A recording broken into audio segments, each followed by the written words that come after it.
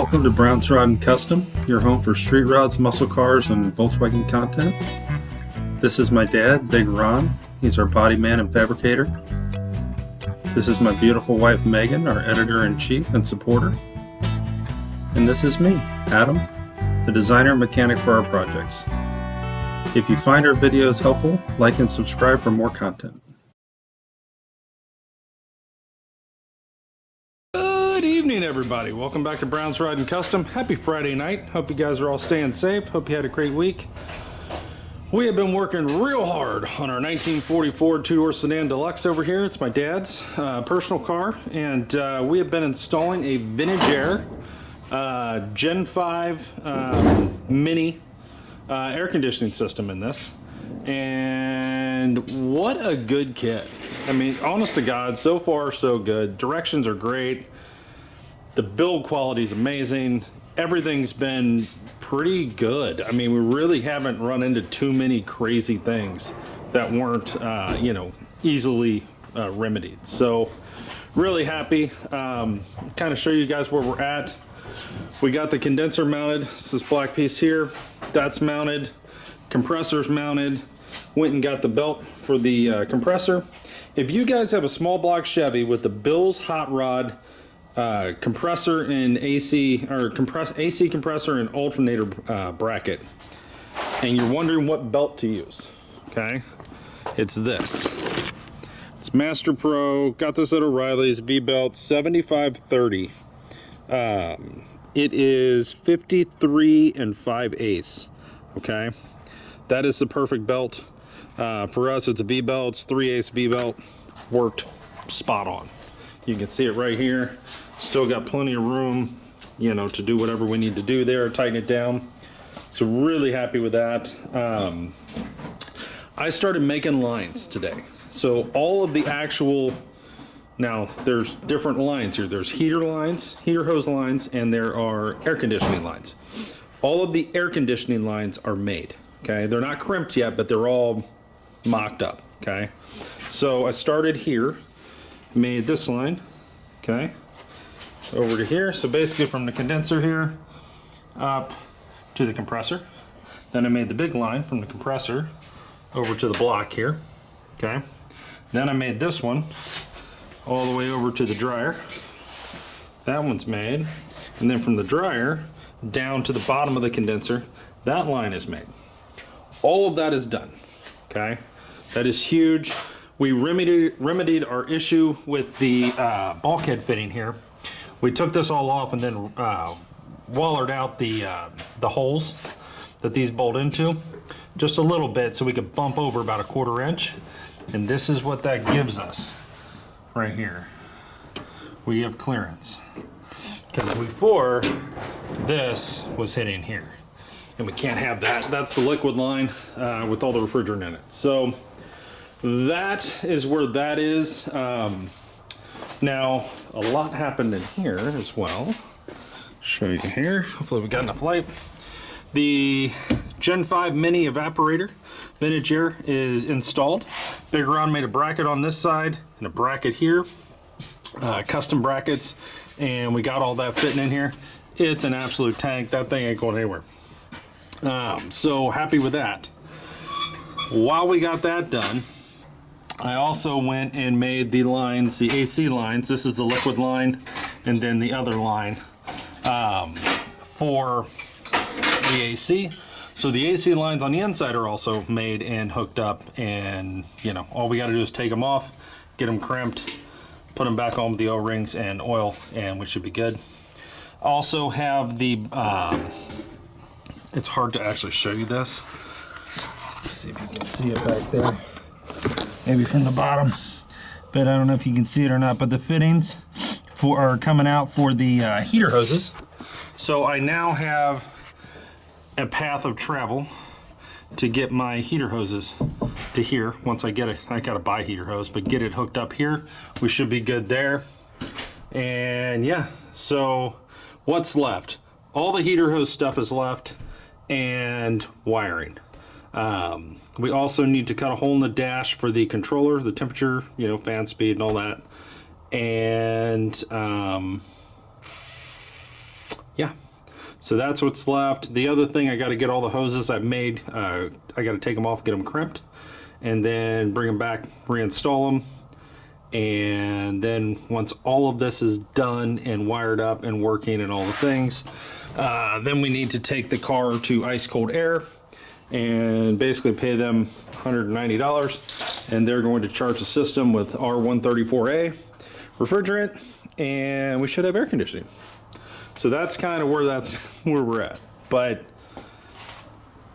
it really hasn't been that bad. I expected this to be much worse. Like, I really thought the evaporator going in would be a lot more of a challenge. Ron did definitely have his hands full there making brackets, and you know, they kind of got to be precise, but that unit's dead nuts level in there, fits perfect. He did a hell of a job. I mean, really, he had that done by probably 11 o'clock. Probably took him 2 hours to get all that fabricated and in. I mean, and while he was doing that, I started looking at all this and I went, I'm going to start making lines, and started making lines. Did one, said, okay, that works. I'm going to do another one. Just started making lines. And then we got to a point where this bulkhead fitting was wrong. And then we had to wallow those out, move it over, and then I could go ahead and start making these other lines and the ones inside and so on. And yeah, fuel fitting showed up. That's another thing that showed up. The fuel fitting here, this 90 right there, this blue one, we were missing that. So basically, coming off of the carburetor here, there was a fuel filter that went straight. There was no compressor there at the time, but now there's a compressor. So if you had the fuel filter on there, it would hit the compressor. Don't worry, we have another fuel filter in line on the frame. This was just a secondary filter, but the answer here was to get this number 6 AN 90 degree male to male and hook it up. So we ordered that from Amazon, and that came today actually around 1 o'clock, and we got that hooked up. So now we have the fuels hooked back up. That was one of the problems that we were going to run into. That was an issue. The fuel, the bulkhead, the brackets being wrong from the for the condenser, or not condenser, the evaporator on the inside, the mini, because we set ours up for a Gen 2 compact, and this is a Gen 5 mini. So the brackets were different than what we originally did with our mock-up unit, just because they don't sell a Gen 2 compact anymore. So we kind of had to go what we could get, and yeah. But I'll tell you, it looks really good. I'm really happy with how the lines have turned out. I'm really happy with how everything's kind of just coming together. We did play a little bit with the belts. I had looked up what the correct Bill's Hot Rods instructions as to what belt works for this kit. And they said, try this one belt or this other one. I tried the bigger one. It was about 3/4 of an inch off. So I went to the next size up, and that was it. I think it was 5230. Is that right? 7530. And that was perfect. So just a lot going on, guys. Kind of thinking next steps tomorrow. I'll be working on all the heater hose stuff. Tonight I'm going to order some fittings and get those coming so that I can actually hook that stuff up out here. I can hook up everything on the inside. I just need hose and clamps. Out here though, I need a couple I can hook up one side but not the other. There'll be one line I'm waiting on a fitting for. So not terrible. And yeah, here we are. So that's kind of the next thing. Now once we're done with the AC system, the next thing I'm attacking here in the next 2 weeks is power steering. So we'll order the Bill's Hot Rod power steering bracket, chrome power steering bracket. Probably think it's like Saginaw pump or something, power steering pump. The power steering rack and pinion, the hoses, the belt, and get all that on here, get power steering fluid in it. And this car will have air conditioning, power steering, paint job, new rubber on the running boards, and dialed in, right? That's what's coming for this car over the next month. So just really, really happy with it. Yeah. Like, I'm actually excited. Like, I was on the fence whether to spend the extra money on a vintage air kit. There's a couple other companies. You got, I think it's, oh fuck, I can't think of the name of it.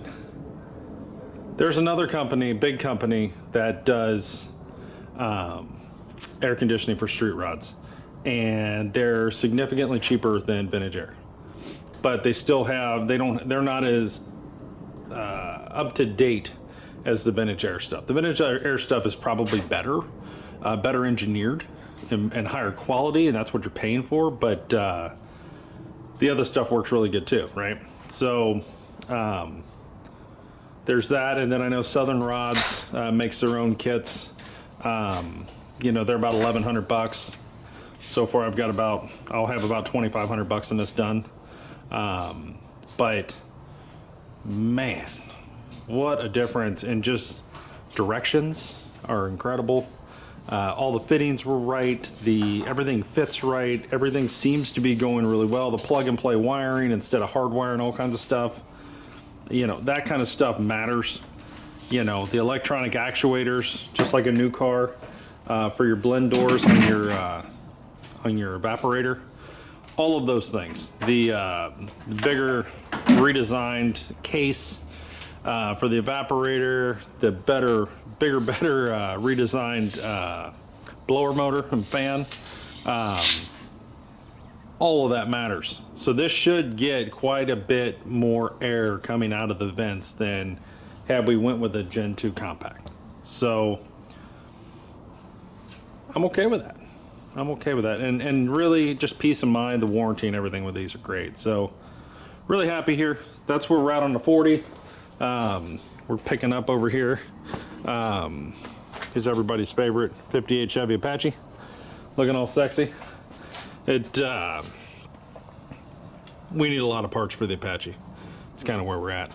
I need some rear end parts. I need a gas tank. So I need axles, third member, gas tank, drive shaft, drop down battery box, battery tray. I got to get the engine built, rebuilt, and then I need a set of long tube headers.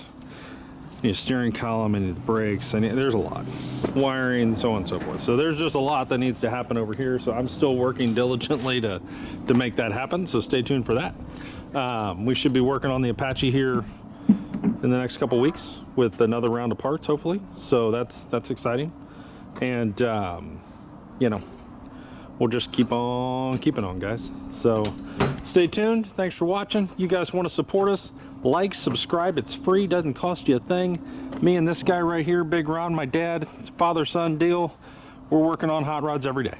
That's what we do, right? And from the 40 to this to the thing, constantly working on cars. 65 Chevelle SS under the car cover over there. You know, so if you're interested in any of that and you want to support us, like, subscribe, watch the long videos.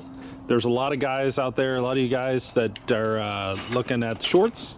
There's over 1,900 videos, going on 2,000 videos over 2 years on the builds of all these trucks and cars and everything else. I think you guys will really like it.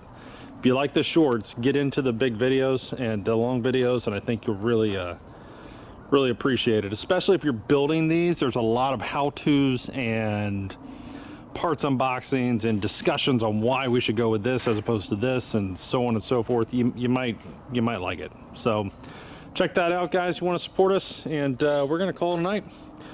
Have a good one, guys. Stay safe, and we'll be back tomorrow for more vintage air on the 1944 two-door sedan. Thanks for watching, guys. Have a great night.